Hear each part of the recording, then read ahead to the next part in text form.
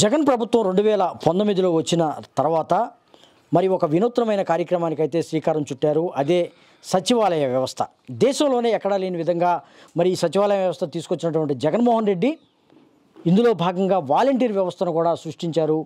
అది మరి ప్రజలకు ప్రభుత్వానికి వారధిగా పనిచేస్తూ ఎన్నో సేవలు దాదాపు 524 సేవలను అందిస్తూ ముందుకు సాగుతున్న వేళ మరి పెద్ద ఎత్తున ప్రతిపక్షాల నుంచి అయితే పెద్ద ఎత్తున విమర్శలు అయితే వచ్చినాయి. మూటల మూసే ఉద్యోగమా, 5,000కి మరి పనిచేసే మరి ఉద్యోగాల అని కూడా పెద్ద ఎత్తున విమర్శిస్తున్న నేపథ్యంలో ఇప్పుడు ప్రస్తుతం ఎన్నికలు జరగబోతున్న వేళ మాజీ ముఖ్యమంత్రి నారా చంద్రబాబు నాయుడు మాత్రం నేను మళ్ళీ వాలంటీర్లను ఉంచుతాను, వాలంటీర్ వ్యవస్థ కొనసాగుతుంది అని కూడా వారిని చెప్తున్న పరిస్థితి. ముందేమో విమర్శించారు, మూటల ఉద్యోగం అన్నారు. మరి మగవాళ్ళు లేనప్పుడు ఇంటి తాళాలు కూడా ఇంటి తలుపులు కొడుతున్నారని కూడా పెద్ద ఎత్తున ఆరోపణలు చేస్తున్న నేపథ్యంలో ఇప్పుడు ఎందుకు మళ్ళీ వాలంటీర్ల మీద ప్రేమ వాత్సల్యం పుట్టింది అనే అంశం మీద మనతో మాట్లాడడానికి వైఎస్ఆర్సీపీ నాయకురాలు పాలెటి కృష్ణవేణి గారు ఉన్నారు. అమ్మ చెప్పండి, మొన్నటి వరకు చాలా పెద్ద ఎత్తున ఆ వ్యవస్థనే విమర్శించారు, వాలంటీర్ వ్యవస్థ ఉండకూడదని కూడా పెద్ద ఎత్తున ధ్వజమెత్తారు. ఏకంగా ఎన్నికల సంఘానికి కూడా ఫిర్యాదు చేశారు, హైకోర్టుకి వెళ్ళారు, సుప్రీంకోర్టు కూడా వెళ్ళారు. ఇప్పుడు ఎందుకు అంత ప్రేమ వచ్చింది చంద్రబాబు నాయుడు వాలంటీర్లు? ఎందుకంటే ఇవాళ వాలంటీర్ వ్యవస్థ అనేది ప్రజలకి ప్రభుత్వానికి అనుసంధానంగా ప్రతి ఇంటికి సేవలు చేసే విధానంలో చాలా వరకు ప్రజలు లబ్ధి పొందారు. ప్రజలకి సౌకర్యార్థంగా ప్రతి సంక్షేమ పథకాన్ని కూడా ప్రజల వద్దకు తీసుకెళ్లటంలో ముఖ్య పాత్ర వహించిన వ్యక్తులు వాలంటీర్స్. సో ఏంటంటే ఇవాళ ప్రజలకి ఏ ప్రభుత్వ ఆఫీస్ దగ్గరికి వెళ్ళి కానీ ఏ ప్రభుత్వ ఆఫీసర్ దగ్గరికి వెళ్ళి కానీ మాకు ఈ పని చేయండి అని బతిమాలాల్సిన అవసరం లేదు, ఎక్కడా కూడా అవినీతి చేసే పరిస్థితి లేదు.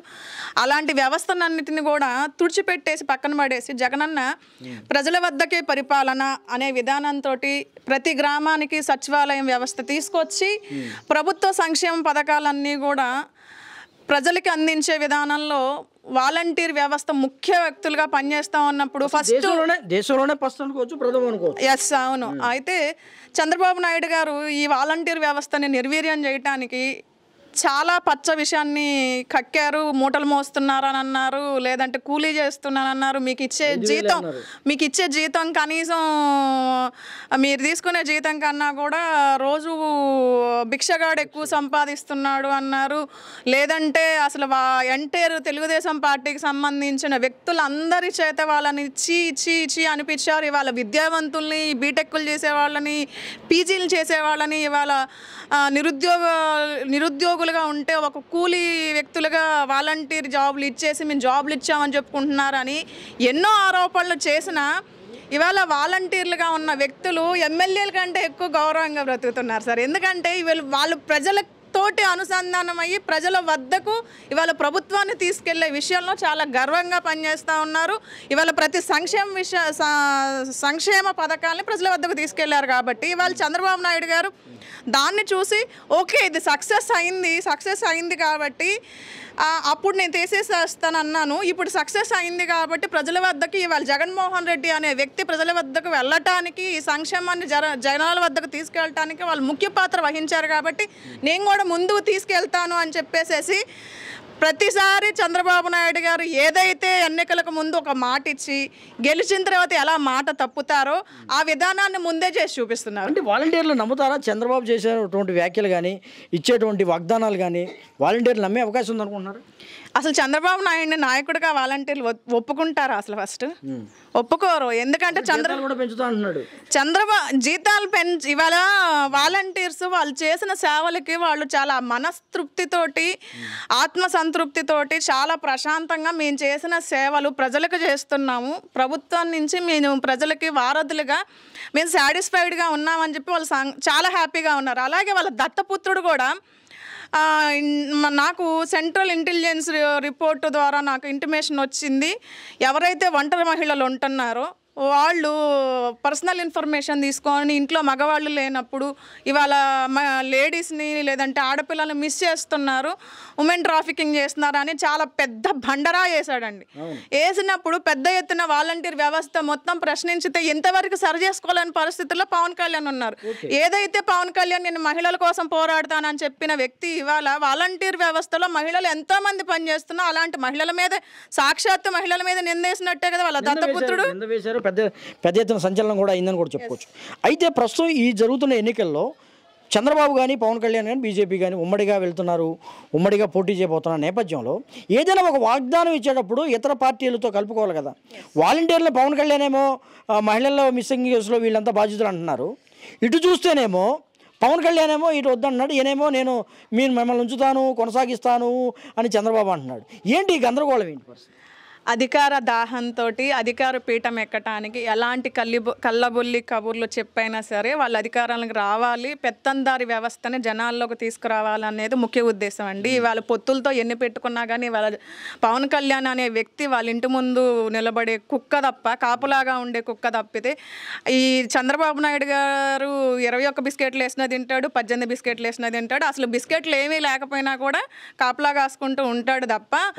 అంతే అంతే. ఇవాళ చంద్రబాబు నాయుడు గారితో నువ్వు పొత్తు ఎందుకు పెట్టుకున్నావు అంటే క్వశ్చన్ మార్క్, నథింగ్. నువ్వు దేనికి పెట్టుకున్నావు అనేది నీకే, నీ విధానాలకు అసలు నీకే విలువ లేని పరిస్థితుల్లో ఎల్లబట్టి ఇవాళ జనసేనలో ఉండే ఎంతోమంది నాయకులు బయటకు వచ్చేసి జగన్మోహన్ రెడ్డి గారి పరిపాలన బేష్ అని చెప్పేసి జగనన్న దగ్గరకు వచ్చి మళ్ళీ జాయిన్ అవుతున్నారంటే నువ్వు ఎంత వేస్ట్ పర్సన్వే అనేది, నీకంటూ ఒక అజెండా లేదు అనేది వాస్తవంగా జనాలకి తేట తెల్లం అయిపోయింది. ఇవాళ కొత్తగా పవన్ కళ్యాణ్ గురించి, చంద్రబాబు నాయుడు గురించి అంటే చంద్రబాబు నాయుడు ఇంటి ముందు కుక్క.